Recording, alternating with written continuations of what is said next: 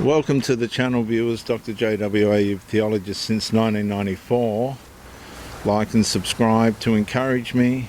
Subscribe and comment to educate me, and subscribe and help share, I might say, to help somebody else.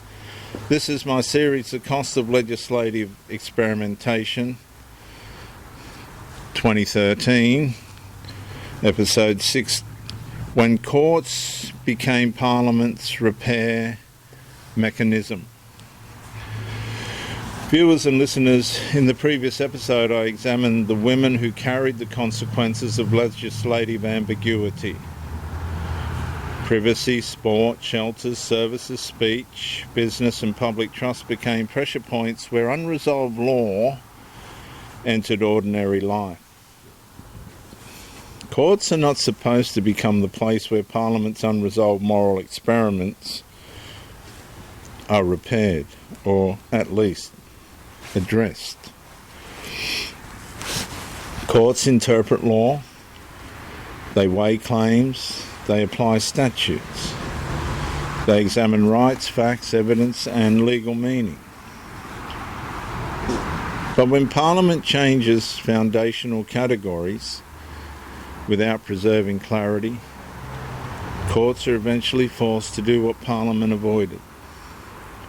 They become the place where society asks, what does the law now mean? Who does it protect? Who carries the burden? And what happens when two protected claims collide? Well, this episode examines how courts became the repair mechanism for legislative uncertainty. And the central failure was not that people went to court. The central failure was that citizens had to go to court to test questions Parliament should have answered before the conflict reached them personally. When lawmakers leave definitions unstable, litigation becomes predictable. When rights collide without clear hierarchy, citizens become test cases. And when courts must resolve political ambiguity, the public begins asking whether the law itself was properly built. The first problem is displacement. Parliament created the framework. Courts inherited the conflict. Citizens financed the contest.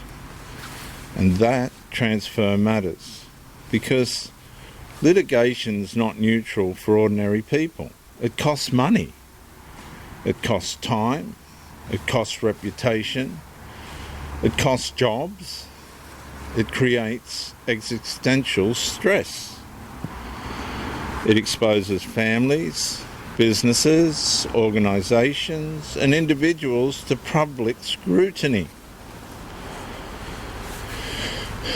When Parliament leaves ambiguity unresolved, the legal system becomes the battlefield and citizens become the soldiers. My point being, excuse me, a courtroom is a costly place to discover that Parliament left the architecture unfinished, ambiguous. The second problem, viewers, is definition under pressure. Words that once appeared stable became contested once they carry legal consequence. Woman, female, sex, identity, privacy, exclusion, discrimination, protection. Each term becomes loaded because each term determines who wins, who loses, who enters, who is excluded, who speaks, and who is punished.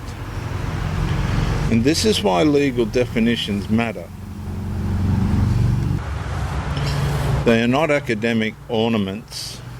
They distribute rights. They allocate protection.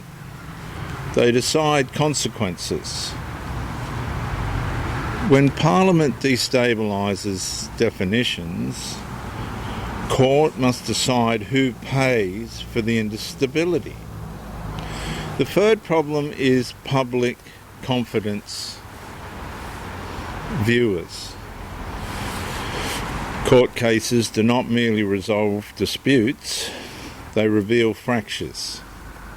When citizens see women, organisations, advocates or service providers forced into litigation over biological sex, they begin questioning the competence of the legal framework itself. The public asks, why was this not settled earlier? Why are ordinary Australians fighting over the meaning of foundational categories? Why did Parliament create a system that requires citizens to risk ruin before clarity emerges? And that loss of confidence is serious. A law may remain technically operative while losing moral authority in the public mind.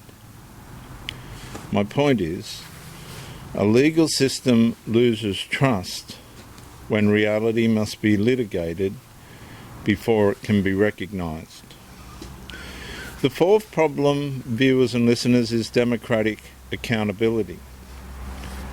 Judges may interpret the law, but Parliament made the law.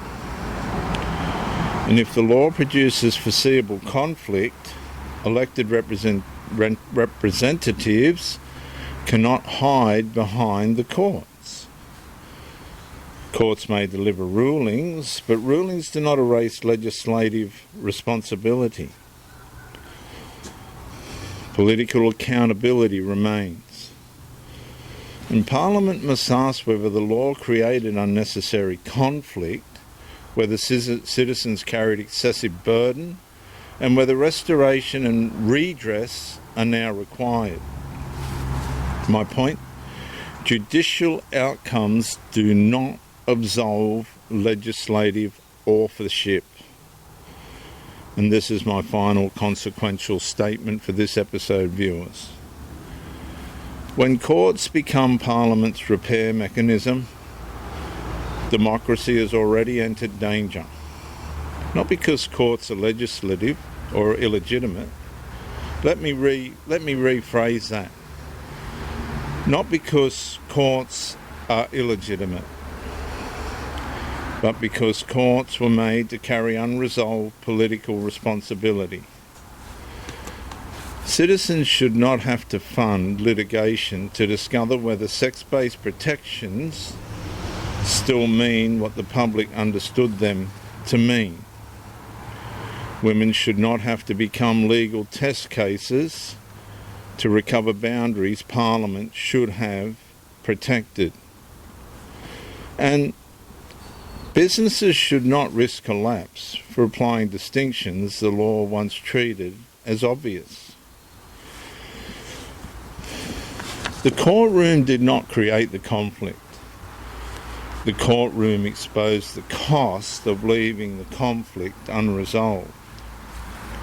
And once that cost became visible, restoration alone is not enough.